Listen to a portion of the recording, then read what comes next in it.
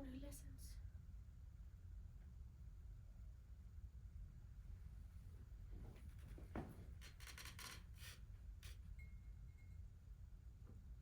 No, I like a glass of wine in the evening, don't I, Wall? Don't I like a glass of wine? You know, I never used to drink wine. It was our Melander who got me started on it. She said to me, she said, Mother, no one drinks rum and coke these days. Here, have a glass of Riesling instead. Kids, they know everything, don't they? Our Melander was going through her slightly intellectual phase at the time. You know, her and her mate, Sharon Louise.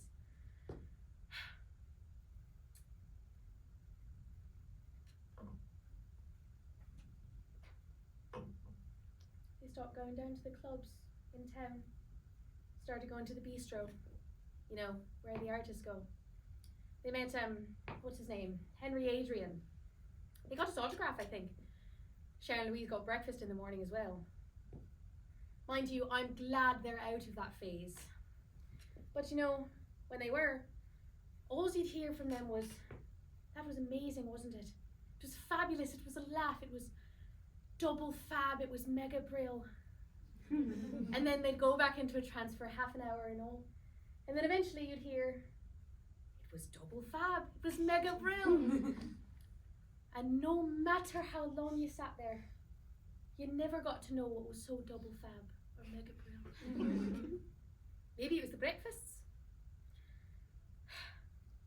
Melander's living in a flat now with Sharon Louise. And our Brian's living in a squat in Kirkby.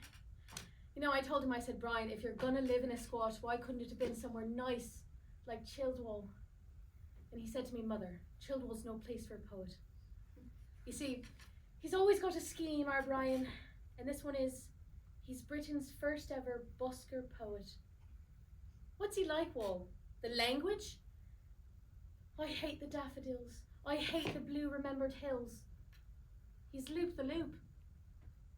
Mind you, I'm glad he's given up archery. Oh God, look at the time.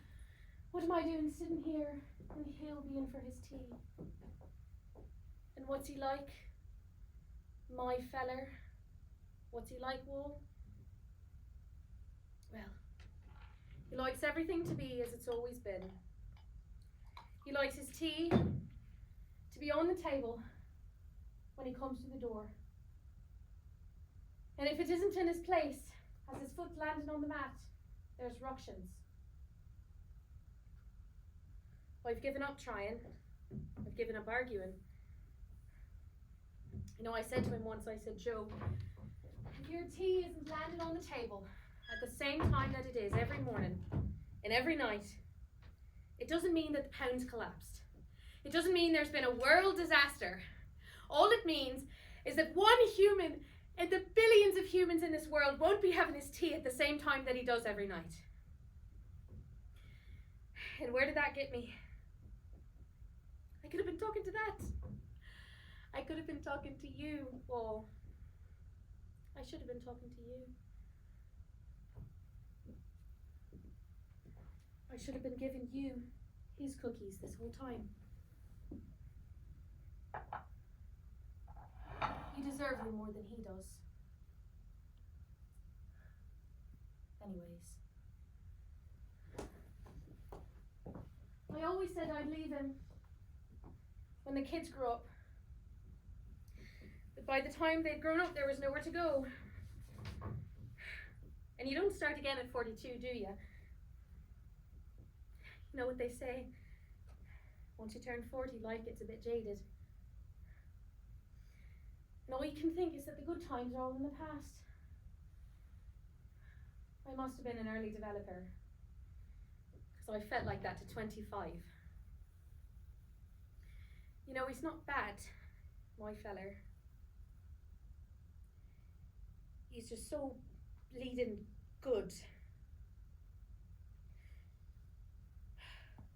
Mind you, I think they're all the same. You know, when you're first courting, they're marvellous then. They'll do anything for you.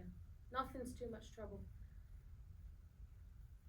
But when they first had their way with you, their behavior starts to change. It's like that one advertisement. You know the one, Warren.